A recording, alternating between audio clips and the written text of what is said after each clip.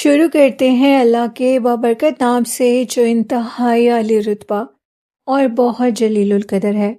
سب تعریفیں میرے رب العزت کے لیے ہیں۔ الصلاۃ والسلام علیکہ یا سیدی یا رسول اللہ صلی اللہ علیہ وآلہ وسلم۔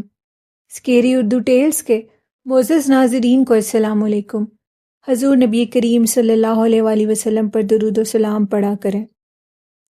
یہ اللہ اور ان کے فرشتوں کا ورد ہے۔ اور بڑھتے ہیں آج کی خوفناک کہانیوں کی طرف۔ آج کی پہلی خوفناک کہانی میرے ساتھ ہارون نے شیئر کی، اور ہارون کہتے ہیں کہ وہ کوٹ مومن میں رہتے ہیں، لیکن اس کے بعد ان کی زندگی میں کچھ ایسے واقعات پیش آئے، ان کو پنجاب سے ایبٹ آباد میں شفٹ ہونا پڑا۔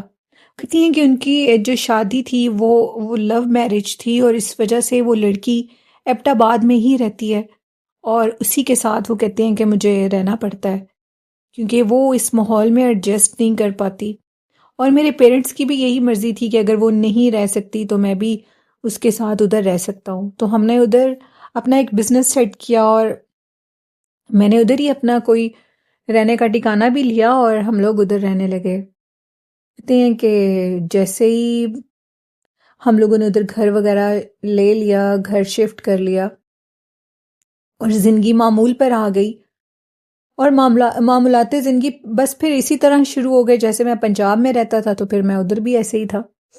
کہتے ہیں کہ اچانک سے ایک دن میں واپس آ رہا تھا اپنے آفس سے، اور میں نے دیکھا کہ نا روڈ کے سینٹر میں بالکل ایک بکری کا بچہ جو بڑی بری حالت میں تھا۔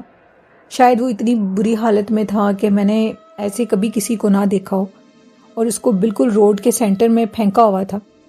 میری گاڑی کی لائٹ جب اس پہ پڑی تو ایک دفعہ تو میں چونک گیا، اور میرا دل چاہا کہ میں کیوں نہ اس کو اٹھا کر اب سائڈ پہ کر دوں، کیونکہ برے طریقے سے اس کو پھینکا ہوا تھا مار کے۔ اگر گاڑی کوئی اور اوپر سے گزر گئی تو اس کی باڈی کو اور پین ہوگی۔ کہتے ہیں کہ گاڑی ابھی میری دور تھی، اچانک سے مجھے دوسری سائڈ سے، اپوزٹ سائڈ سے ایک عجیب سی فیلنگز کچھ آئیں، کچھ بڑا سا سایہ محسوس ہوا، اور میں نے اسی ٹائم اپنی گاڑی کی لائٹس کو بالکل کم کر دیا، نہ ہونے کے برابر بلکہ بند کر دیا، اور خود گاڑی کو سائڈ پہ کر کے میں دیکھنے لگا کہ آخر چیز کیا ہے۔ روڈ لائٹس جل رہی تھیں، اور میں نے دیکھا ایک خوفناک ہیبت ناک عورت، جس کا چہرہ ایسا ہیبت ناک تھا کہ میں بیان ہی نہیں کر سکتا۔ کہتے ہیں کہ وہ روڈ کی دوسری سائڈ سے آ رہی تھی، اور وہ ایسے آ رہی تھی جیسے کوئی جانور ہوتا ہے، وہ پھلانگ ایسے عجیب طریقے سے جمپ کر رہی تھی۔ جمپ کرتے کرتے وہ عورت آئی، اور وہ جو بکری کا بچہ تھا اس کو اس نے منہ میں ڈالا، اور اس کو گھسیٹتے ہوئے، کیونکہ وہاں پر جو روڈ ہوتے ہیں وہ کافی ہائٹ پر ہوتے ہیں، اور نیچے جیسے کہ پہاڑ اور یہ سب کچھ گہرائیاں ہوتی ہیں۔ پہاڑ تو اوپر ہوتے ہیں، نیچے وہ کہتے ہیں کہ گہرائی بہت ہوتی ہے۔ تو وہ اس جانور کو، اس بکری کے بچے کو منہ میں لے کر وہ نیچے کی طرف اس نے جمپ کیا، اور نیچے بہت گہری کھائی تھی۔ اس کو اس حالت میں دیکھ کر جو میری حالت ہوئی تھی وہ تو میں بیان ہی نہیں کر سکتا۔ کہتے ہیں کہ میں نے اللہ کا یہ شکر ادا کیا کہ شکر ہے کہ اس ٹائم میں گاڑی سے نیچے نہیں اترا، ورنہ اس مخلوق نے تو مجھے بھی مار دینا تھا۔ کہتے ہیں کہ میرے ساتھ یہ فرسٹ ٹائم ہوا تھا۔ تقریباً شادی کے 1 سال کے بعد ہم لوگ ایبٹ آباد میں شفٹ ہوئے تھے، اور ادھر رہتے بھی 2 سال ہو گئے تھے، اور ایسا واقعہ کبھی پیش نہیں آیا تھا۔ مجھے خوف آ رہا تھا کہ اب میں کیسے اس روڈ سے گزروں گا۔ میں نے گاڑی کو سٹارٹ کیا، قرآن پاک کی تلاوت لگائی گاڑی میں، اور اس جگہ سے جب میں گزرنے لگا تو میں نے دیکھا گاڑی کے مرر سے کہ وہی عورت اب میرے پیچھے بھاگ رہی ہے، اتنے برے طریقے سے بھاگ رہی ہے کہ مجھے وہاں پر ایک تو گاڑی ویسے سنبھل کے چلانی ہوتی ہے کیونکہ اتنے ٹرن آتے ہیں اور بالکل چھوٹے روڈ ہوتے ہیں۔ میں خوف زدہ ہو گیا، وہ بھاگ رہی تھی میرے پیچھے، جیسے اس کو پتا ہو کہ میں اس کو کافی دیر سے دیکھ رہا تھا اور مجھے دکھانے کے لیے ہی وہ آئی تھی۔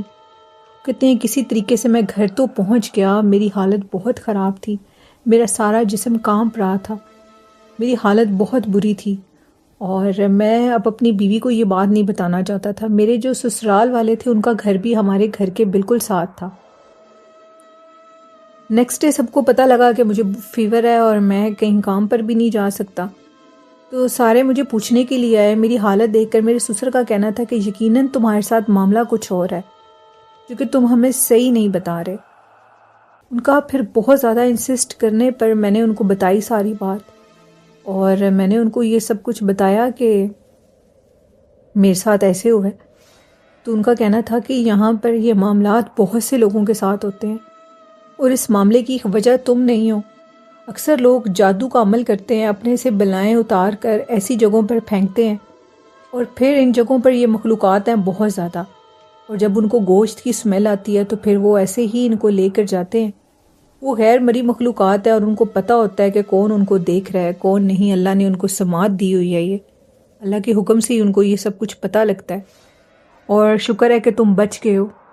تمہارا وہاں پر کھڑے ہونا بھی ٹھیک نہیں تھا. اگر تم نے اس چیز کو اب نیکسٹ کبھی دیکھا تو فوراً ادھر سے نکل جانا، کیونکہ یہ مخلوقات بہت سخت ہوتی ہیں اور جانی نقصان بھی دے سکتی ہیں. اس کے بعد وہ کہتے ہیں کہ تو سوال ہی نہیں پیدا ہوتا تھا کہ میں اتنی دیر تک ادھر آفس میں رکوں اور اس طرح کا واقعہ دوبارہ پیش آئے. تو کہتے ہیں کہ وہاں پر ایسے جادو کے بھی معاملات بہت زیادہ ہیں. لوگ اپنا اتارا کر کے پھینک جاتے ہیں اور یہ نہیں سوچتے کہ اگر کوئی اور دوسرا گزرے گا تو اس کا کیا قصور ہے. آپ ایسے معاملات اگر کرنا بھی چاہتے ہیں تو کہیں نہر میں پھینک دیں، دریا میں پھینک دیں، لیکن کسی اور کے ساتھ مت کھیلیں. اس کا حساب کتاب انسان کو دینا پڑتا ہے. بے گناہ کسی کے ساتھ ایسے کرنا اور اس کو پتہ بھی نہ ہو. تو یہ کہانی تھی ہارون کی جو کہ انہوں نے کورٹ مومن سے شیئر کی. کہتے ہیں کہ ابھی بھی میں آتا ہوں پنجاب میں، ویکیشنز پہ آتا ہوں، ہر مہینے آتا ہوں اپنے پیرنٹس سے ملنے کے لیے. میرے پیرنٹس بھی میرے پاس آتے ہیں. کہتے ہیں کہ نو ڈاؤٹ کہ وہ ایک بہت خوبصورت جگہ ہے، لیکن وہاں پر ایسے معاملات بھی بہت ہیں. اب میں اپنی وہ کہتے ہیں کہ مسز سے بھی یہ بات کرتا ہوں کہ میرا دل چاہتا ہے کہ ہم پنجاب والی سائڈ پہ موو ہو جائیں، کیونکہ ادھر کا ماحول وہ کہتے ہیں کہ ابھی تک میں ادھر ایڈجسٹ نہیں ہو سکا. تو یہ کہانی تھی ہارون کی. بڑھتے ہیں آج کی نیکسٹ خوفناک کہانی کی طرف. یہ خوفناک کہانی سید باسط نے سرگودا سے شیئر کی، اور باسط کہتے ہیں کہ پہلے بھی آپ کے ساتھ ایک سٹوری شیئر کر چکا ہوں اور اب بھی ایک خوفناک واقعہ شیئر کروں گا. باسط کا کہنا ہے کہ میرے اوپر جادو کے معاملات تھے جس کی وجہ سے میرے کاموں میں بہت رکاوٹ آتی تھی. باسط کہتے ہیں کہ ایک دفعہ تو میں نے اپنی آنکھوں سے دیکھا کہ جو مخلوق میرے اوپر پھینکی گئی ہے وہ کتنی سخت اور ظالم ہے. نہیں، مجھے فیل ہوتا تھا کہ کوئی میرے ساتھ رہتا ہے جو مسلسل میرے کاموں میں رکاوٹ، دیری، ہر قسم کی چیز مجھے محسوس ہوتی تھی. لیکن میں اللہ سے مدد طلب کرتا تھا اور اس کے علاوہ اور میں کچھ کر بھی نہیں سکتا تھا.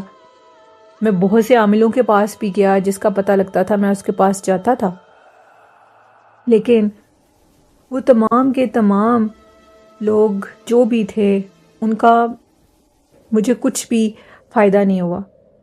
پھر میں ایک اللہ والے کے پاس گیا اور اس نے مجھے بہت کچھ بتایا، اور ان کے بتانے کے بعد وہ کہتے ہیں کہ اس نے کہا کہ آج رات تم اس چیز کو دیکھو، اور کوئی دنیا میں انسان تمہاری مدد نہیں کر سکتا سوائے اللہ کے. بیشک اس جادو کو کاٹنا پڑتا ہے، اور اس کو کاٹنے کے لیے ابھی تک مجھے تو تمہارے لیے کوئی حل معلوم نہیں ہوا، لیکن آج میں تمہیں وہ بلا دکھاؤں گا جو تمہارے اوپر بذریعہ جادو کسی دشمن نے مسلط کرتی ہے. باسط کہتے ہیں کہ انہوں نے مجھے کہا تھا کہ تم تہجد کی نماز کے لیے اٹھو گے، وضو کرو گے، اور نماز پڑھنے سے کچھ دیر پہلے تمہیں وہ چیز نظر آئے گی تمہارے ہی گھر کے صحن میں. کہتے ہیں کہ میں نے ان کی بات سنی اور مجھے پہلے تو یقین ہی نہیں آیا، لیکن یقین تو مجھے کرنا تھا کیونکہ انہوں نے مجھے عمل بتایا تھا. کہتے ہیں کہ جیسے ہی میں نے ان کی بات کو سنا، کہتے ہیں کہ میں پھر اٹھا تہجد کے لیے، اور میں نے تہجد پڑھ کر میں اپنے روم میں گیا، اور میری روم کی جو ونڈو تھی وہ میرے ہی گھر کے صحن میں کھلتی تھی. باقی تمام گھر والے سوئے ہوئے تھے.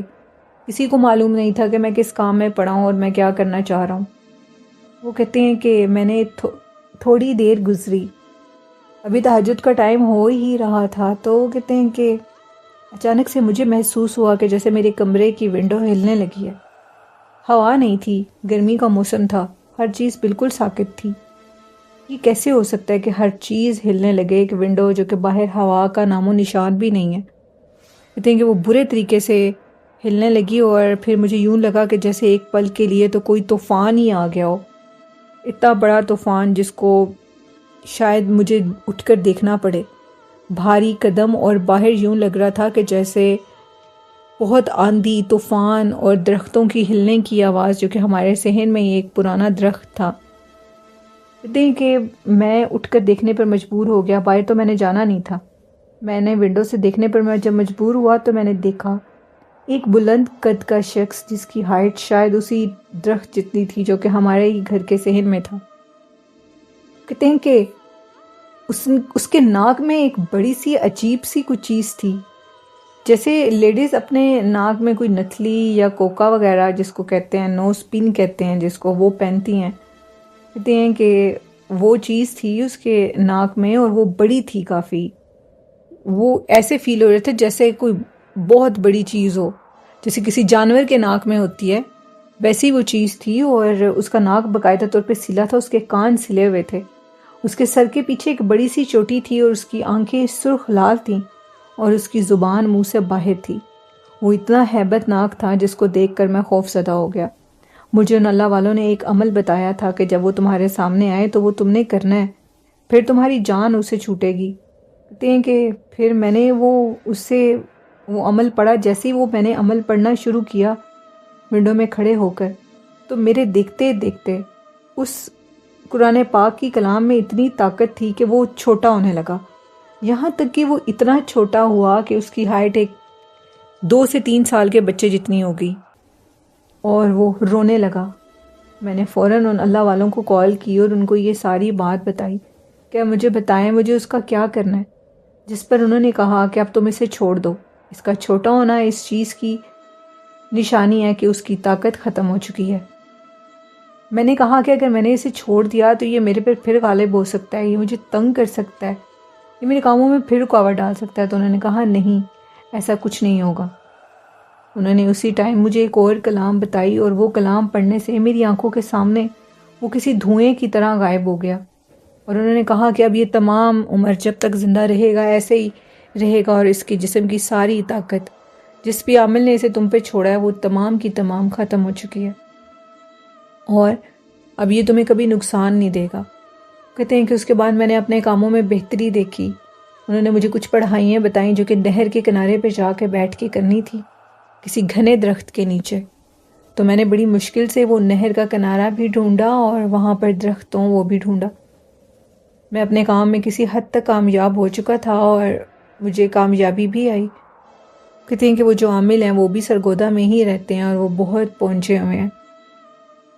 تو یہ باسط کی کہانی تھی۔ بہت شکریہ باسط اپنی سٹوری بھیجنے کے لیے۔ بہت سے لوگ پوچھیں گے کہ وہ عامل کون تھے، تو اس طرح نہ تو میں اپنے چینل پہ کسی عامل کا بتاتی ہوں، اور نہ ہی یہ چینل اس قسم کا ہے کہ اس پہ کسی عامل کے متعلق آپ کو بتایا جائے۔ تو آپ خود محنت کریں اور ایسے لوگوں کو ڈھونڈیں جو یقین کے قابل ہوں۔ باقی میرے چینل پر نہ تو میں کسی عامل کا بتاتی ہوں اور نہ ہی کسی سے پوچھتی ہوں۔ بڑھتے ہیں آج کی نیکسٹ خوفناک کہانی کی طرف۔ یہ خوفناک کہانی میرے ساتھ عائشہ نے کراچی سے شیئر کی، اور عائشہ کہتی ہیں کہ آج سے تقریباً 4-5 سال پہلے کی بات ہے۔ میں اور میری کچھ کزنس جو کہ پنجاب سے آئی تھی، اور ہم لوگ ایک پارک میں گھومنے کے لیے جا رہے تھے۔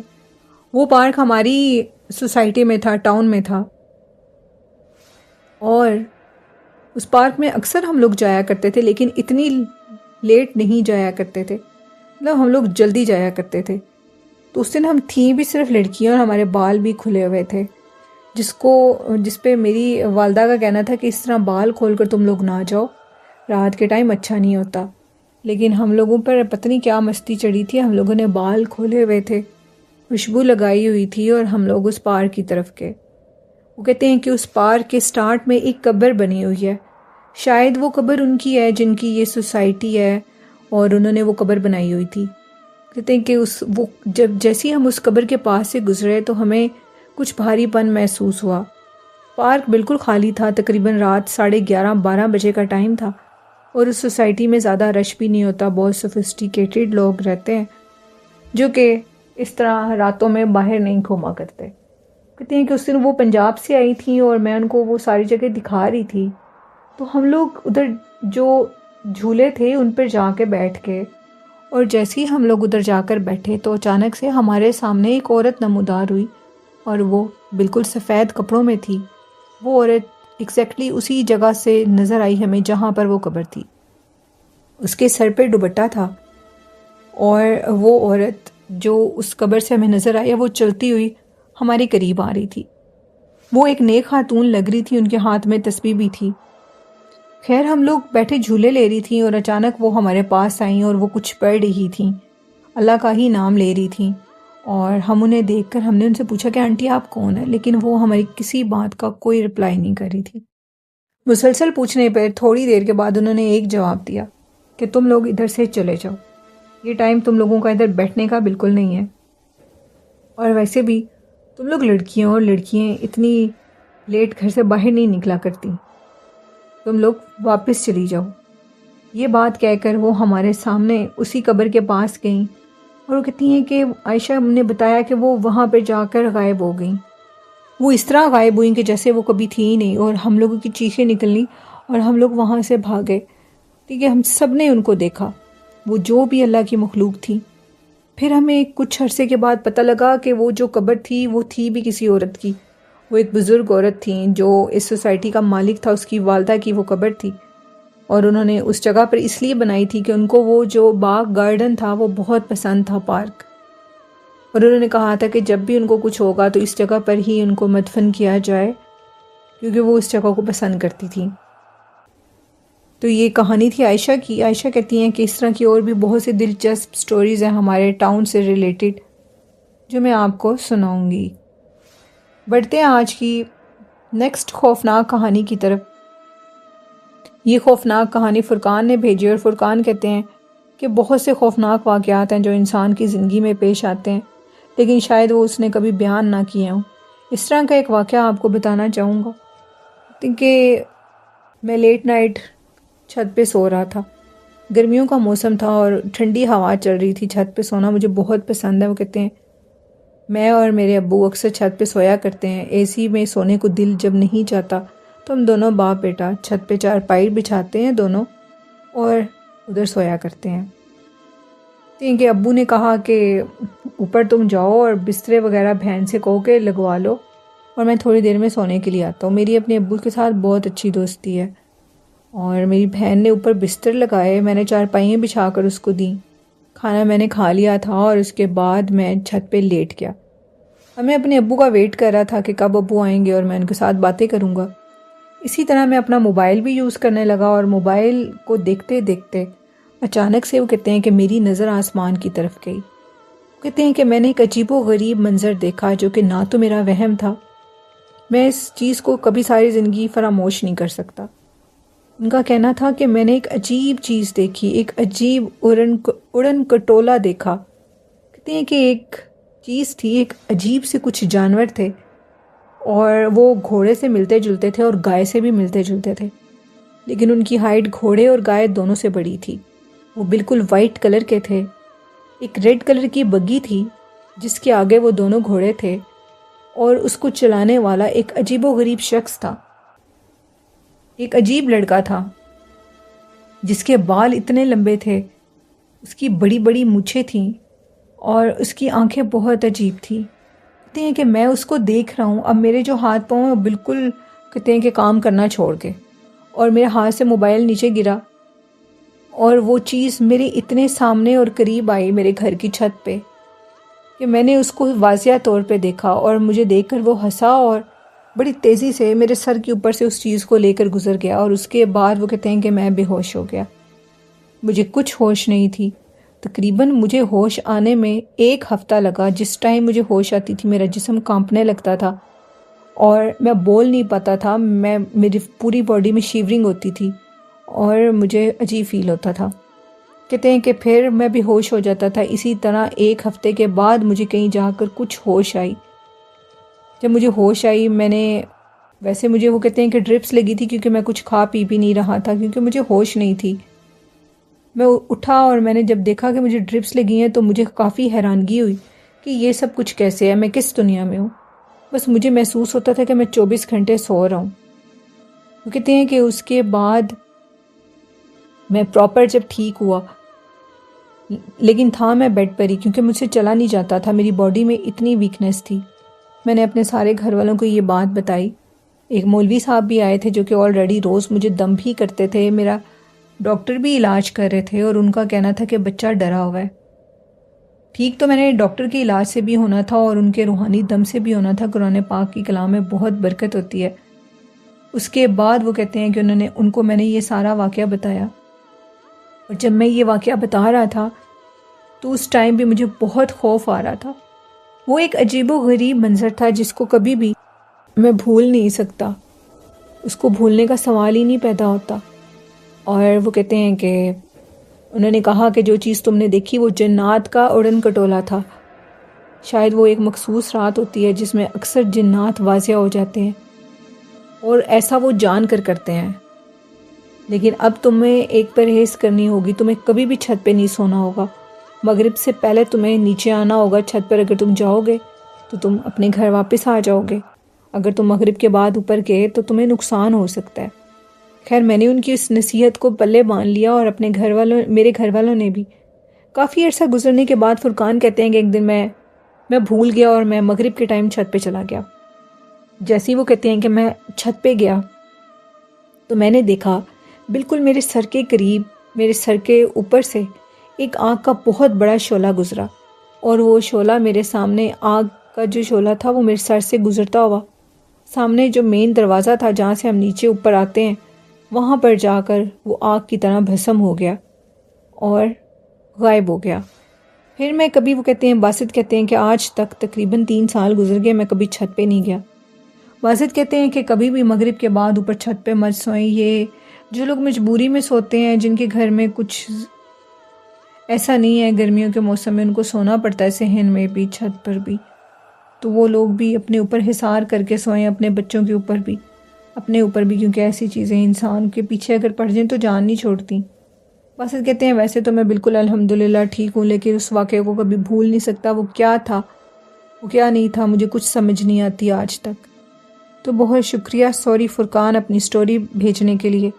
تو یہ فرقان کی سٹوری تھی، یہ تھی آج کی خوفناک کہانیاں۔ میرے سننے والوں کو کیسی لگیں یہ خوفناک کہانیاں؟ اپنا فیڈ بیک ضرور دیجیے گا، اور اسی طرح حقیقت پر مبنی خوفناک کہانیاں آپ کے ساتھ شیئر کیا کروں گی رمضان میں بھی، اور رمضان آنے والا ہے، اور میرے تمام سبسکرائبرز کو ایڈوانس میں رمضان کی مبارک ہو۔